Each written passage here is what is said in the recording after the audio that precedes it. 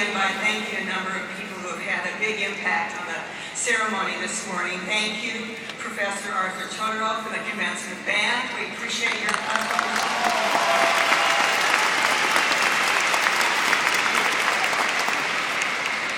Thank you to the University Marshals and staff for guiding us this morning.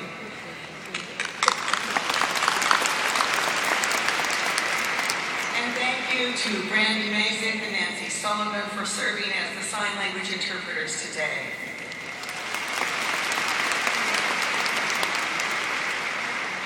Angela Devine, a student in the Boyer College of Music and Dance, will now lead us in the national anthem. And after the anthem, please be seated for a reading by Professor William Stone of the Boyer College of Music and Dance. If you could stand.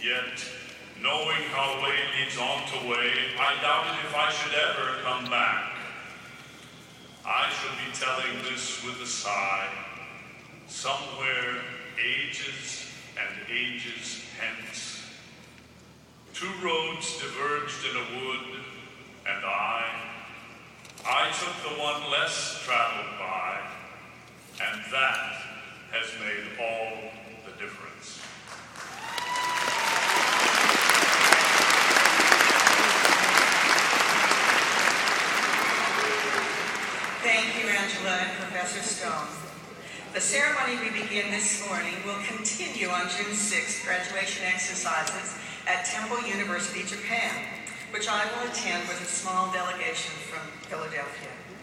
Part of today's event will be videotaped and seen at the Japan graduation. In the spirit of international fellowship, please join me in greeting your counterparts at Temple University, Japan. Konnichiwa, Temple University, Japan. Konnichiwa, Temple University, Japan. Thank you. I'm sure that the faculty and students in Tokyo will be very, very pleased, and I will give your greetings to the Board of Governors of TUJ.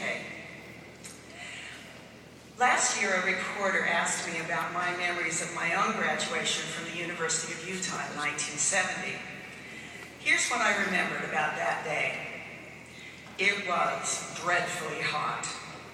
I vaguely recall that several white-haired men spoke. I assume that one of them was the president of the university, although I can't be sure. I was married and pregnant with our first daughter and vividly relieved that my gown covered my baby bump so nobody could tell I was pregnant. I also remember being a bit unsure and worried about the future. My husband Randy still had a year left to complete his bachelor's degree, and at that time where I lived, women were not allowed to teach school when pregnant, and that was my profession. I am sure you will have your own cherished memories about this day many years from now. You may remember that some woman spoke, and she might have been the president of the university, although you might not be sure. But I know this. I am very proud of each of you, each and every one of you. And I am so proud.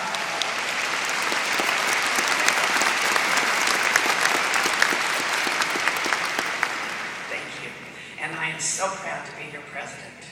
What I hope you remember most when you look back on this day is a celebration with your family, your friends, and all of us who are also proud of you and all you have accomplished to be here today. And please know that while we realize that many of you are just a little uncertain about your future, we all have faith in your ability to shape that future. This year's graduating class numbers more than 8,000 students.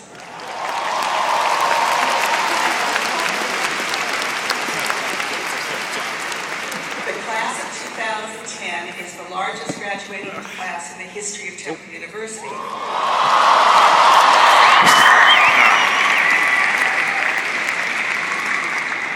Over the next few weeks, more than 1.5 million students will receive their bachelor's degrees from colleges and universities around the United States, and many more will receive graduate and professional degrees.